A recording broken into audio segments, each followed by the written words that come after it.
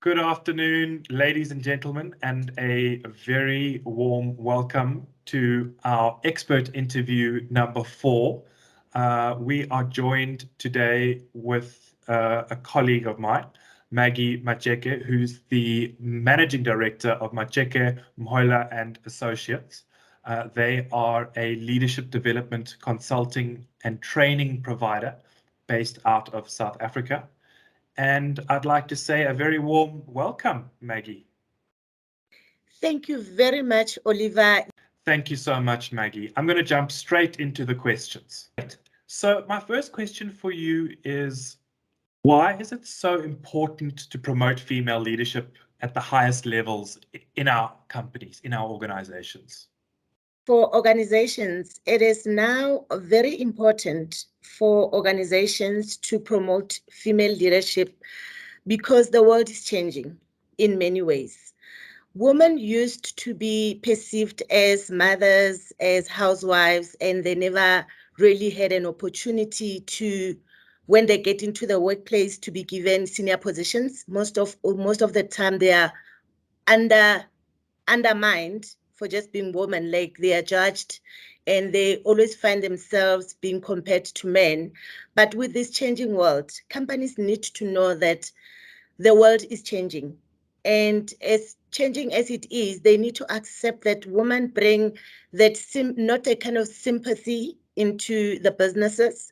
Women, whatever it is that a woman touches, they touch it with love. They touch it with consideration. They do not judge. When they get into a task, they get there to do their task and to do it at their best level and not to compare with anyone. So for organizations to be able to let women be themselves in the workplace is very imperative and it is very important. I will just touch on the recent research that was done by the Businesswomen's Association. Oliver, if I remember very well, in 2005, in the JSE listed entities, there were about 5% women in the directorship and executive management. And as time goes on, it went to about 14%. And when I checked the results today, I saw that it is now going to 29%. So women are being recognized, but that is not good enough.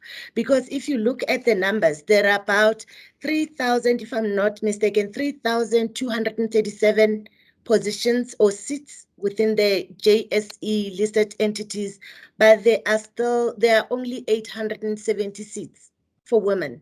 That is not good enough. So as time goes on in the 2020s, it is time that organizations actually really accept that women are in this world, not to compete, but they are in this world to also take part, given the right platform as leaders. Thank you so much, Maggie. Some wonderful insights there. Really, which leads me into my next question. What are some of the obstacles that female leaders face in taking their rightful place at the table? Women are not good negotiators. Women are not politically astute. Women cannot negotiate for themselves. But given the right platforms, coaching, training in leadership development, they can be able to change their mindset and get into these positions not to compete. If a woman is given a senior position, for an example, if there is a man and there is a lady that are competing for the same position, a man will go there with his negotiation strategy in place. A woman will just agree to just about anything that is offered to her. I would encourage women to get coaching, to get good networks. When they get into there, they mustn't see themselves as women. They must just see themselves as human being who's got skills that they can share, and they will be paid for their skills. They will be paid for their time to be in those industries, not as women, but as a human being who can contribute towards anything that is needed in the organization.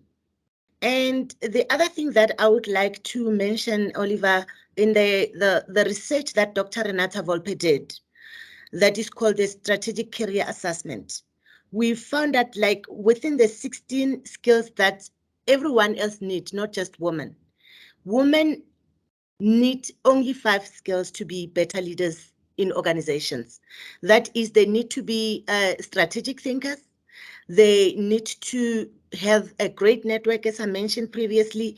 They need to be able to negotiate for themselves. They need to have a personal brand for visibility and credibility within organization or outside of their workplace. And the last one is, which one did a politically astute. They need it. You know what, with the games of politics is, if you don't play, you'll be played. So when you play those politics in organizations, you play them with conscience, not to go to bed and say, oh God, what did I do? But you need to go into the workplace and know that there are politics.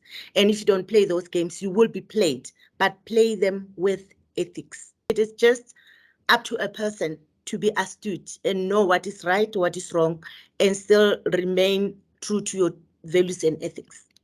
That is all the time we have left, unfortunately, for our interview. We do run a strategic woman in leadership program, so please feel free to pop me an email or just pop a note into the LinkedIn chat, and we will get back to you with more information on that program.